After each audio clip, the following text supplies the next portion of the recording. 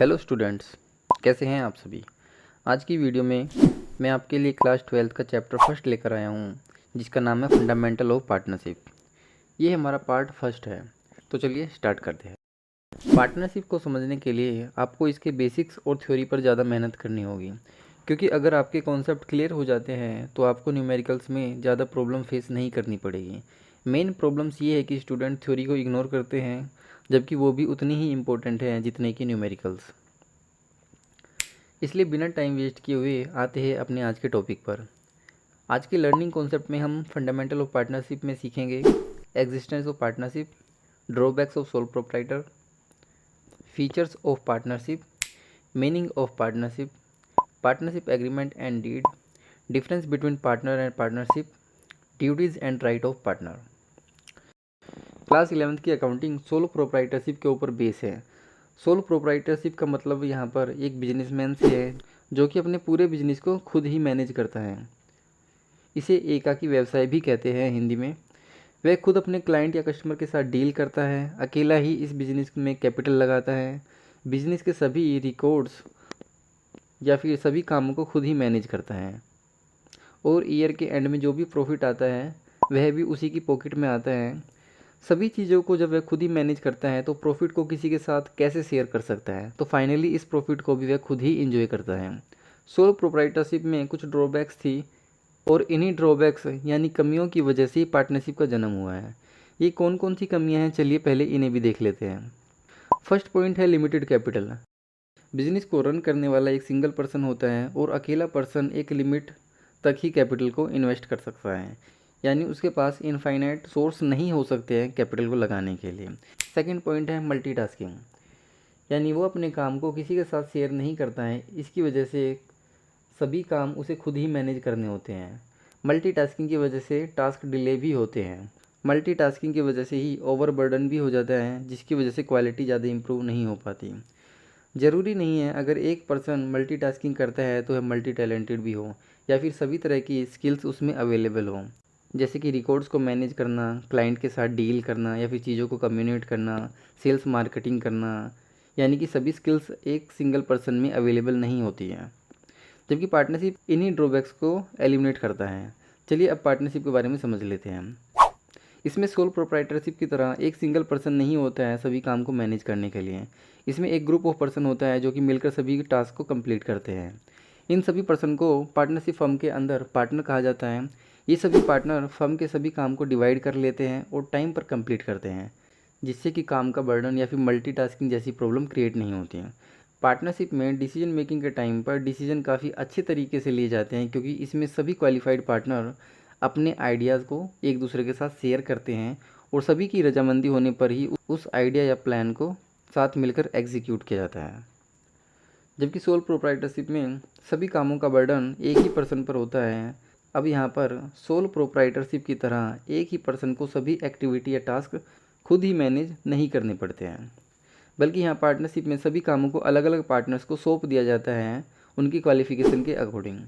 जैसे कि एक पार्टनर को हम कस्टमर के साथ डील करने के लिए हायर करते हैं, दूसरे पार्टनर को सेल्स मार्केटिंग के लिए रखते हैं, जबकि बाकी पार्टनर को कैपिटल लगाने या फिर कैश को मैनेज करने या फिर अकाउंट्स के रिकॉर्ड्स को मैनेज करने के लिए रखते हैं।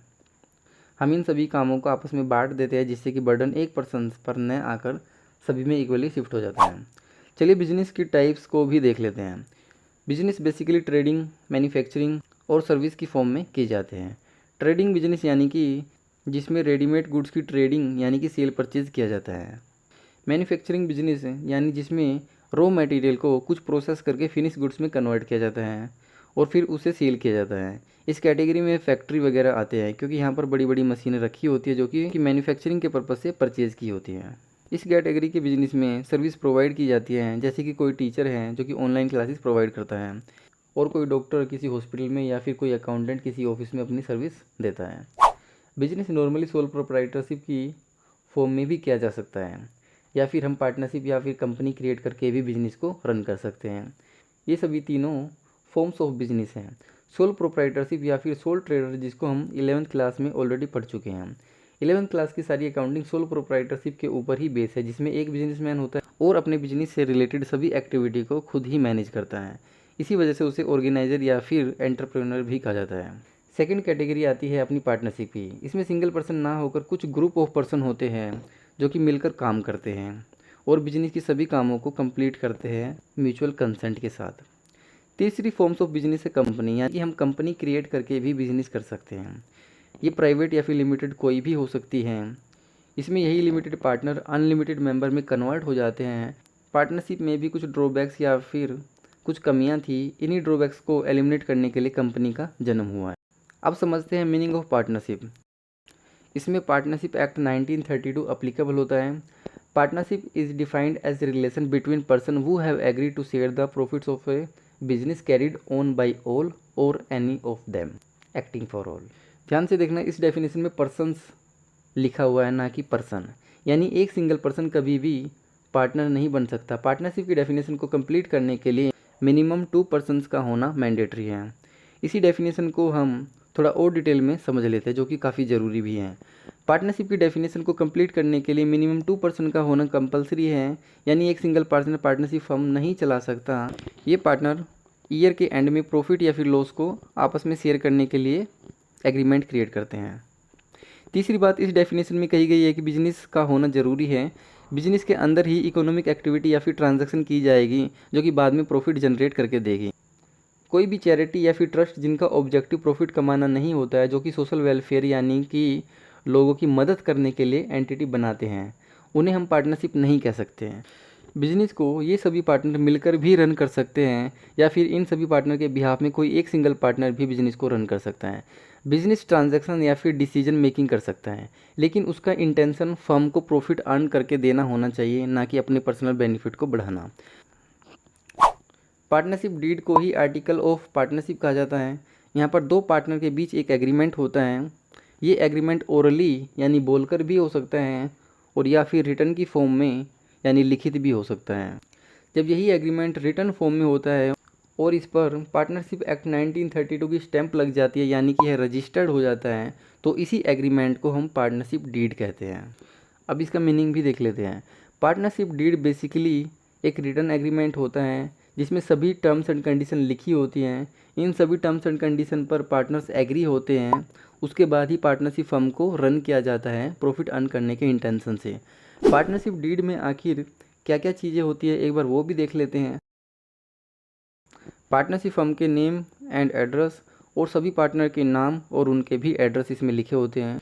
बिजनेस का नेचर यानी कि पार्टनरशिप फर्म किस सर्विस या फिर गुड्स में ट्रांजैक्शन करेगी, कौन पार्टनर कितनी कैपिटल लगाएगा, यह भी रिकॉर्ड्स यहाँ पर मेंशन होता है।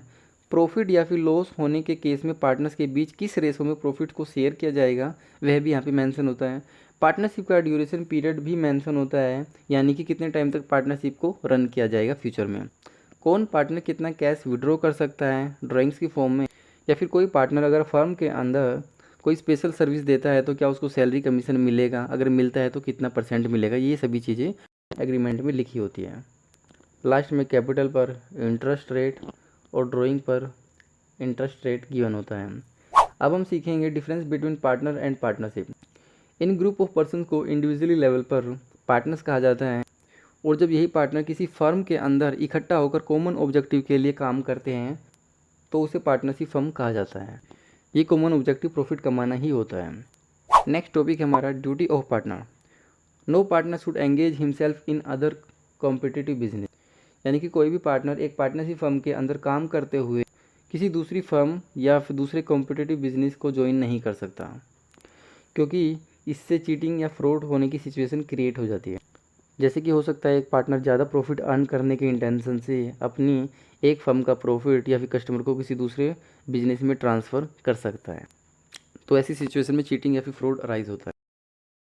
पार्टनर की ड्यूटी ये भी होती है कि फर्म की प्रॉपर्टी को फर्म के पर्पज़ के लिए ही यूज़ करें, ना कि अपने पर्सनल यूज़ के लिए उसका इस्तेमाल करें।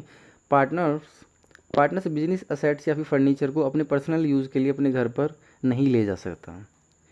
सभी पार्टनर्स को अपना टास्क कंप्लीट करने पर ही कंट्रीब्यूट करना होता है। नेक्स्ट है right to take part in the management of business, यानी पार्टनर को बिजनेस के मैनेजमेंट में पार्टिसिपेट करने का पूरा राइट यानी कि पूरा अधिकार होता है। पार्टनर्स फर्म की बुक्स को इंस्पेक्ट कर सकता है, यानी कि चेक कर सकता है बुक्स ऑफ अकाउंट को। तीसरा राइट है फर्म जो भी प्रॉफिट या लॉस कमाती है उसको शेयर किया जाता है एक एग्रीड रेशो में, जो कि सभी पार्टनर्स के बीच एग्री हुई होती है, एग्रीमेंट में लिखी हुई होती है। थ्योरी काफ़ी इंपॉर्टेंट है आप सभी स्टूडेंट्स के लिए, तो बाकी स्टूडेंट्स की तरह इसको इग्नोर करने की मिस्टेक आप ना करें। तो बस आज की वीडियो में इतना ही, मिलते हैं next video with new topics, तब तक के लिए बाय।